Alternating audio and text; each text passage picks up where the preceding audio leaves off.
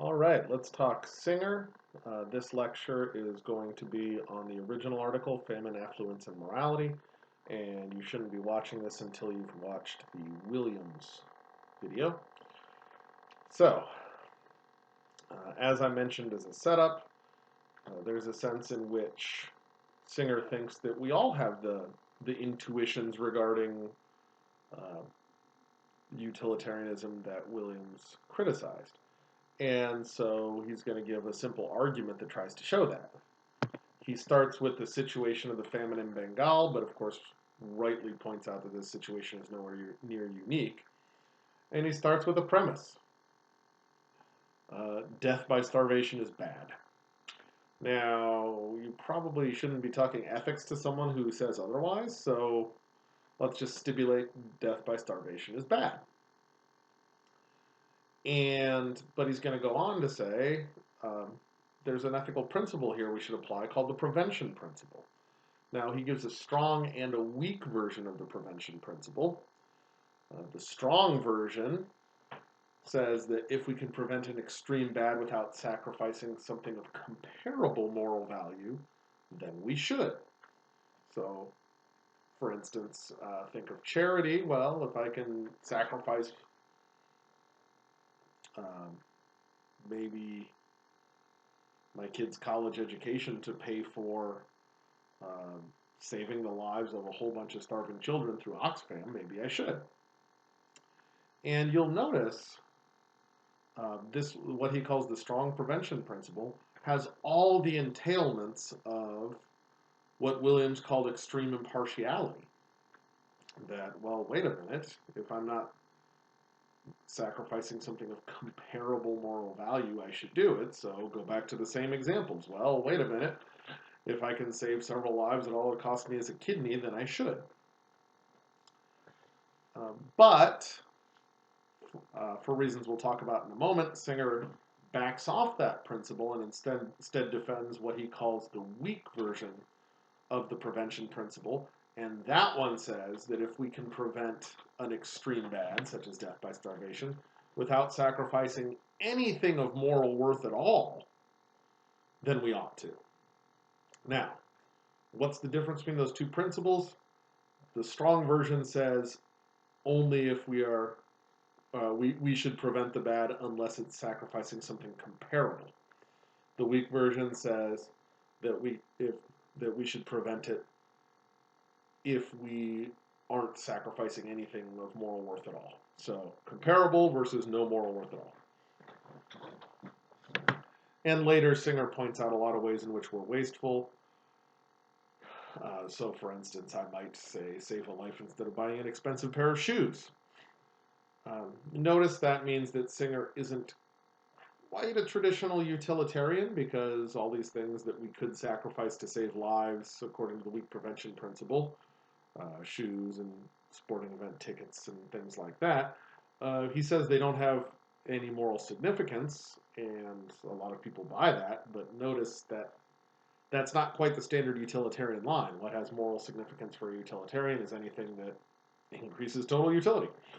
But setting that aside, he certainly shares the major utilitarian commitments that Williams was criticizing. So let me give one more version of Singer's argument. This is one he uses a lot because it's very intuitive. If you're walking by a shallow pond and you see a kid drowning, but saving them would ruin my new pair of shoes, I should still save them. And if you have that intuition, which most of us do, then Singer seems to have a really important point here. Well, the shoes are not of moral significance and the child is. So what's the point? Singer points out that we are always in that position. You could just as easily buy a cheaper pair of shoes, give an extra $55 to Oxfam, you've saved a life. And so even though we have that intuition in the pond case, the concern is we don't act on it. We don't act according to this moral principle that we say we do. So people say, well, of course you should save the kid over the shoes, and yet we don't act accordingly.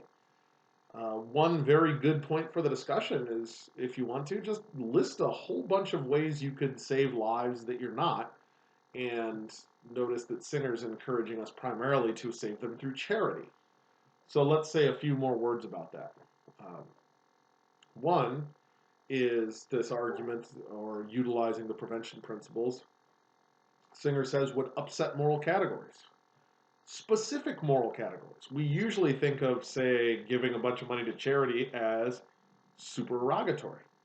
But if the prevention principle is correct, if we do have a moral obligation to save the kids over our shoes, then in fact that would establish that charity is obligatory rather than supererogatory. So those are the moral categories he's talking about upsetting. Second of all, though, notice that there's a couple of lines of retreat that we should cut off right away. Whether the kid's dying right in front of us or a mile away should not matter. So if we wanted to, we could very easily change the pond case to reflect this.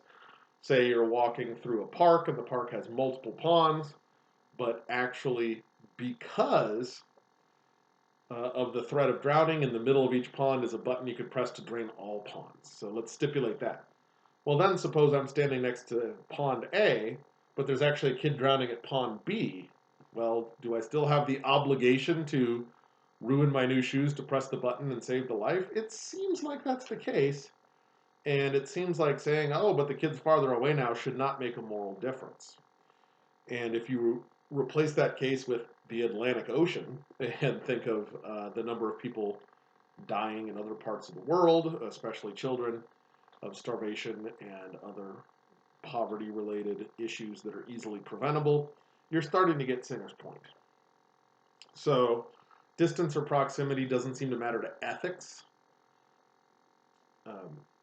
but maybe it matters to psychology. We feel better about ourselves if the person we're letting die isn't right in front of us.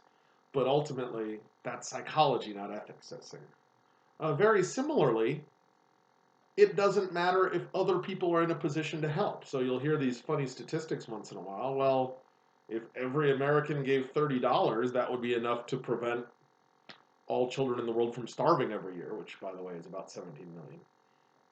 And, well, let's think about that for a minute. If I give the average then, if I give $34, am I morally off the hook if I fulfill my obligation? It seems like not. Because, again, go to a pond case. They're very intuitive. Well, suppose that instead there's 4 children drowning and there's 4 adults standing around the pond. Well, if I hop in the pond and save 1 kid and let the other 3 drown, does it seem like I've done something wrong there? Yes, because the average is insufficient when other people are not helping. So that line of reasoning is not going to work either. And once more, this seems to be an issue of psychology rather than an issue of ethics. I feel better about myself if I'm not the only one who's not helping, but that doesn't really actually affect my moral obligations. So that is the Singer initial argument very briefly. And so chew on that. Think about that. Because if Singer is right, we need to drastically change what we're doing. So think about some ways in which you can save a life. Well, so first of all, the places where children are dying of poverty-related issues, it's pretty cheap to save a life. That's why I keep using the number of $55. $55 to Oxfam is pretty much a life saved. Oxfam is a organization that specifically tries to prevent children from dying of poverty-related issues. That's why I keep using it. But say with your smartphone, well, if I am getting my smartphone plan, I could get the cheaper phone that comes with the plan instead of spending extra and save several lives with the rest of the money. It's simple decisions like that. Instead of eating out at a steakhouse one night, I can save 2 children's lives and eat at home.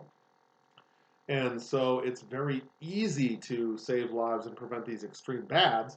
And it sure doesn't seem like a steak dinner is worth 2 human lives, and yet we act on other principles. We act as if the steak is worth 2 lives because that's what our spending says. Think of professional sports. Every touchdown pass that Peyton Manning threw seemed to be worth 14,000 lives, or at least that's what our society said in terms of our spending.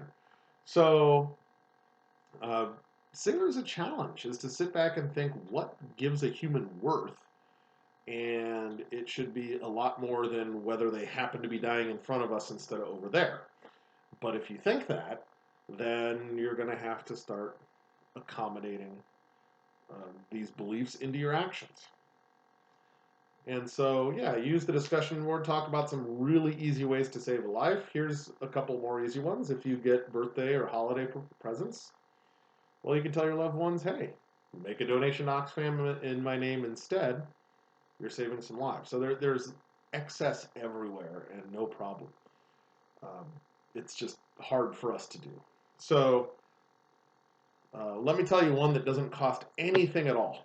So if you're a shopper on Amazon, if instead of going to Amazon.com, you go to smile.amazon.com, then 1% of your purchase goes to the charity of your choice.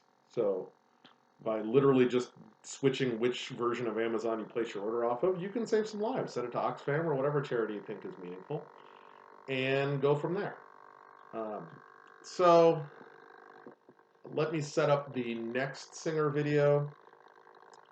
The next Singer reading is from his book, The Life You Can Save. As you can imagine, people don't want to give up their sporting event tickets.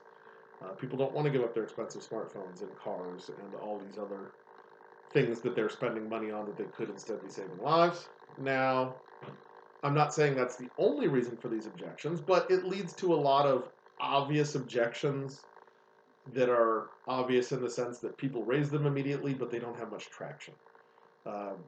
There's probably some decent objections to the Singer, but there's a lot of bad objections to Singer. And so the next reading from The Life You Can Save, he's just going to go through some of the very, very kind of standard, not so good objections that we should set them out of the way in order to really evaluate the arguments on its merits. So as a final exercise, read the Singer if you haven't already. Shame on you if you're watching this without having read. But think about the Singer. Think, did his argument miss anything? Is there some reason I shouldn't be drastically changing my lifestyle right now? And after you've done that, go ahead and read the second Singer reading and see if Singer has addressed the issue or if the issue is still alive. If he's addressed the issue, great. If not, let's hear about it. Put it in the discussion board. We will see you next time.